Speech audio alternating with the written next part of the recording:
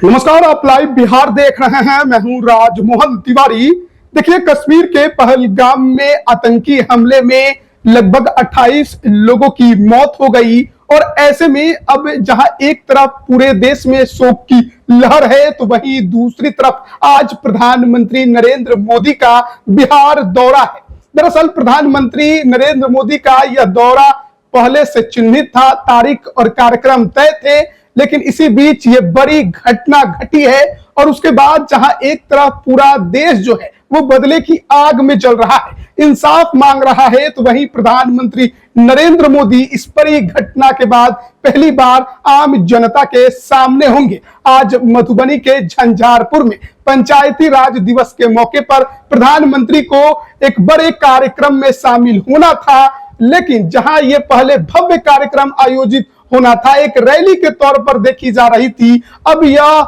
जो कार्यक्रम है यह रैली नहीं, यह भव्य कार्यक्रम नहीं, बल्कि एक शोक सभा के तौर पर पहचानी जाएगी। यानी कि आज प्रधानमंत्री नरेंद्र मोदी जब इस कार्यक्रम में शामिल होंगे तो ये एक शोक सभा के तौर पर देखी जाएगी और यहाँ पर जिस तरीके से आतंकी हमले में निर्दोष लोगों की जाने गई, उस पर भी बहुत कुछ प्रधानमंत्री बोलते आपको नजर आ सकते हैं। और इस दौरान उनके साथ मंच पर बिहार के मुख्यमंत्री नीतीश कुमार, साथ ही केंद्रीय मंत्री ललन सिंह, केंद्रीय राज्य मंत्री नित्यानंद राय, डिप्टी सीएम सम्राट चौधरी, संजय झा, ये तमाम बड़े कद्दावर नेता भी मौजूद रहेंगे। दरअसल पहले जो कार्यक्रम निर्धारित किए गए थे प्रधानमंत्री नरेंद्र मोदी को लेकर, उसमें इस कार्यक्रम को भव्य बनाने की पूरी तैयारी की गई थी, लेकिन जिस तरीके से यह दर्दनाक घटना आतंकियों ने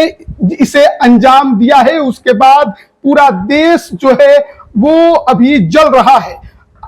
उसके सीने में आग लगी हुई है। हर कोई बस इंसाफ की मांग कर रहा है और हमने देखा कि किस तरीके से पाकिस्तान के खिलाफ भारत ने कई कड़े एक्शन भी लिए हैं और अब जो बड़ी खबर निकलकर सामने आई है उसमें यह कहा गया है कि अब यह जो कार्यक्रम भव्य तरीके से आयोजित होना था, अब यह सादगी से आयोजित होगा और पीएम मोदी का जो पंचायती राज दिवस पर जो कार्यक्रम है वो होगा मधुबनी के झंझारपुर में, जिसमें वो कई विकास परियोजनाओं की शुरुआत करेंगे, कई प्रोजेक्ट्स के उद्घाटन और शिलान्यास करेंगे। 13,000 करोड़ से अधिक के जो विकास परियोजनाएं हैं उसका लाभ जो है लोगों को देंगे। लेकिन इसी बीच ये बड़ी खबर कि जिस तरीके से नृशंस कृत्य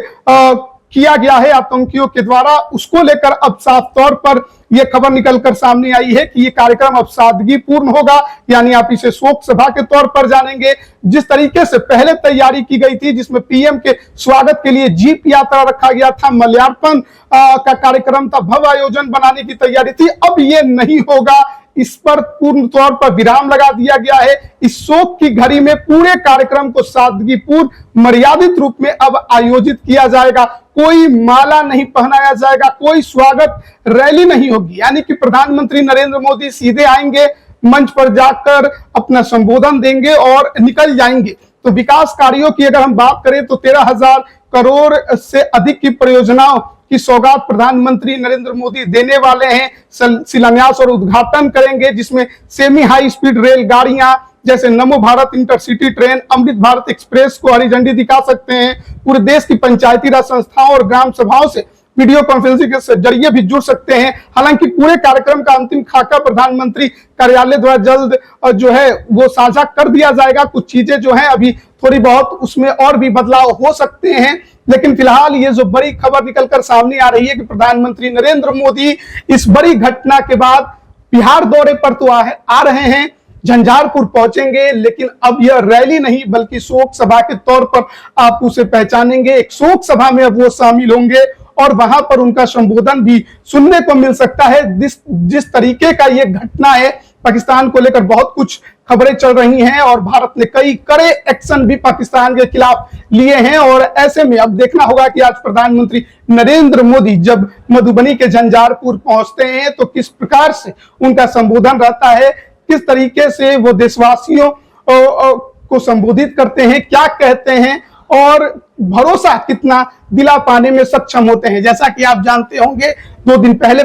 आतंकियों के हमले से 28 निर्दोष लोगों की जानें चली गई और ऐसे में हर देशवासी जो है अभी गुस्से में है, उसके सीने में आग लगी हुई है, बदले की बात कर रहा है और साथ ही पाकिस्तान पर और कड़े एक्शन की बात कर रहा है। और ऐसे में प्रधानमंत्री का यह सार्वजनिक जो दौरा है, देखना होगा कि किस प्रकार से वो पूरे भारतवासी को दिलासा दिला पाते हैं, किस तरीके से एक्शन की बात करते हैं और संबोधित जब करते हैं तो क्या कहेंगे, क्योंकि इस घटने में